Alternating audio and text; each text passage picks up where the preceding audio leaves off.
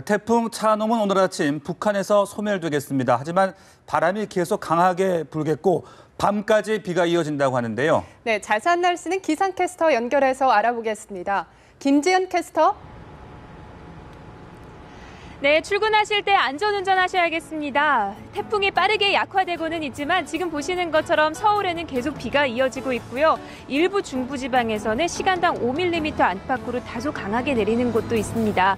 안개도 끼어서 시야도 짧은 편이고요. 바람도 다소 불고 있습니다. 서울에서는 초속 3.9m로 바람이 불고 있고요. 특히 서해안과 일부 남해안에는 강풍특보도 내려져 있습니다. 시설물 관리도 잘 해주셔야겠습니다.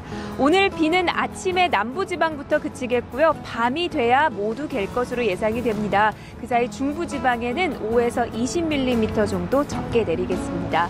이 시각 기온 서울은 22.9도고요. 낮 기온 26도로 어제보다 조금 더 오르겠습니다. 날씨였습니다. 태풍 차놈의 영향으로 전국 곳곳에서 크고 작은 사고도 잇따랐습니다. 네, 제주도에서는 돌담이 무너져 화물차가 깔렸으며 전남 강진에서는 가건물이 무너지면서 50대 남성이 숨졌습니다. 보도에 이소영 기자입니다. 손님을 기다리던 해수욕장 천막이 맥없이 주저앉았습니다. 아파트 공사장에 설치된 안전 펜스도 휘어진 채 바닥으로 떨어져 있습니다. 태풍 차놈이 덮친 제주도의 모습입니다. 산간 지역을 중심으로 이틀간 1000mm가 넘는 비가 내리고 강한 바람이 불며 제주 전역에서 크고 작은 사고가 발생했습니다. 제주시 애월읍에서는 돌담 7m가량이 무너지며 주차돼 있던 2.5톤 화물차를 덮쳤습니다. 오라동에서는 300년 된 보호수가 바람에 꺾여 쓰러지기도 했습니다. 제주 일대에서는 인명피해가 없었으나 차놈이 북상하며 전남 지역에서는 사망자도 나왔습니다. 강진에서는 흙으로 지은 가건물이 무너져 내부에 있던 57살 이모 씨가 숨졌습니다. 경찰과 소방당국은 부실하게 지은 건물이 비바람을 견디지 못했을 가능성을 염두에 두고 사고 원인을 조사하고 있습니다. 해남과 영암, 목포 일대에서도 강풍으로 신호등이 쓰러지고 가로수가 넘어졌습니다. 그 외에도 부산 사상구에서 호텔 옥상의 알루미늄 울타리가 인도로 떨어지며 주차된 차량 2대를 덮치는 사고가 있었지만 다행히 인명피해는 없었습니다. 연합뉴스TV 이소영입니다. 어제 오전 10시쯤 부산 다대포 해수욕장에서 서핑을 하던 16살 김모 양이 파도에 휩쓸려 실종되는 사고가 발생했습니다. 김 양은 신고를 받고 출동한 구조대에 의해 30분 만에 구조됐습니다. 사고 당시 해수욕장에는 풍랑주의보가 발효돼 이벽이 통제된 상태였었지만 김 양은 이를 모른 채 바다에 들어갔다가 사고를 당한 것으로 보입니다. 올해 녹조만큼이나 심각한 것이 중부지방의 가뭄이죠. 농사지을 물조차 없어 씨름하던 농민들에게는 이번 비가 더없이 반가웠는데요. 네, 하지만 워낙 오랫동안 가뭄이 이어진 터라 완전 해갈까지는 부족한 양이었습니다. 임광빈 기자입니다. 누렇게 타들어가던 콩잎에 송글송글 생명수가 맺혔습니다. 갈증을 호소하며 말라가던 옥수수는 오랜만에 물을 흠뻑 빨아들입니다. 극심한 가뭄 탓에 바짝 말랐던 이 농수로에도 오랜만에 시원스런 물줄기가 흐르고 있습니다. 거북이 등껍질처럼 쩍쩍 갈라지는 논을 보며 가슴을 졸였던 농민들은 만사를 제쳐두고 물길을 내러 나왔습니다. 뭐가 이렇게 타들어가는 거를 이렇게 볼 적에는 참 농민의 입장으로서 참 자식이 진짜 아파서 쓰러지는 그러한 모습을 보는 그러한 듯한 느낌이었습니다. 그런데 이렇게 단비를 주셔서 태풍 차놈의 간접 영향으로 중부지방에는 꿀맛 같은 단비가 내렸습니다. 하지만 기대만큼 충분한 양은 아니어서 바닥을 드러냈던 저수지의 수위 상승으로는 이어지지 못했습니다.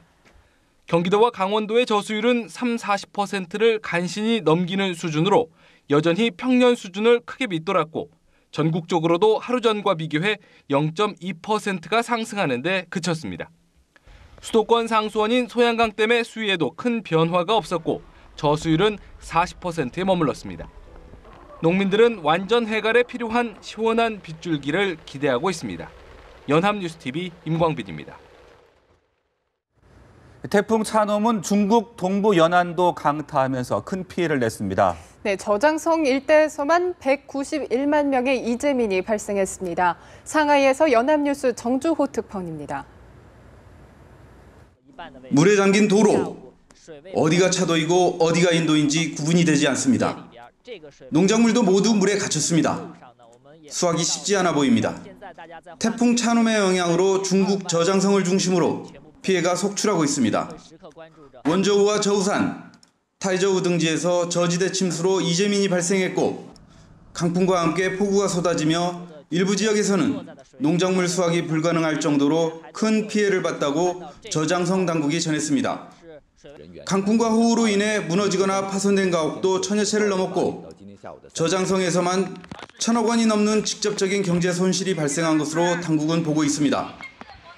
인접한 상하이에서도 태풍 찬홈이 몰고 온 강력한 비바람으로 주거시설이 좋지 않은 농민공등이 긴급 대피했습니다. 항공편이 무더기 결항했으며 2000여 척의 선박이 피항했고 고속철도 운행이 중단되기도 했습니다. 태풍 찬홈은 저장성 저우산 방면으로 상륙해 북동쪽 한반도 서해안 방향으로 이동하면서 위력이 점점 약해지고 있지만 중국 당국은 긴장을 늦추지 않고 있습니다. 상하이에서 연합뉴스 정주호입니다.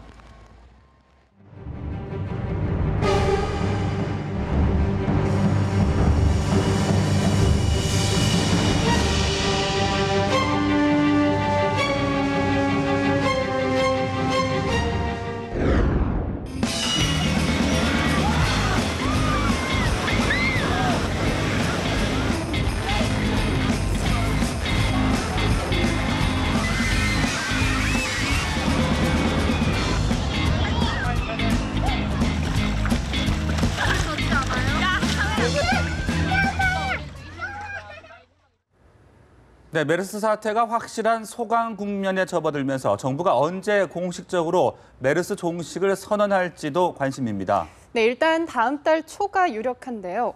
피서철 앞두고 앞당겨질 가능성도 있습니다. 윤석희 기자입니다.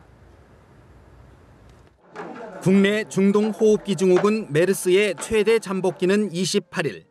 이 기준을 적용할 경우 마지막 확진 환자가 발생한 지난 4일을 기점으로 4주가 지난 다음 달 2일이 종식 선언 시점이 됩니다. 마지막 환자가 완치된 시점을 종식 기준으로 삼아야 한다는 주장도 있지만 환자마다 상태가 달라 부정적인 견해가 많습니다. 보건복지부는 이미 세계보건기구 WHO와 메르스 종식 기준에 대한 논의를 진행하는 것으로 알려졌습니다. 황교안 총리 역시 지난 10일 메르스 범정부 대책회의에서 구체적인 종식 기준에 대해 보고하라고 지시했습니다.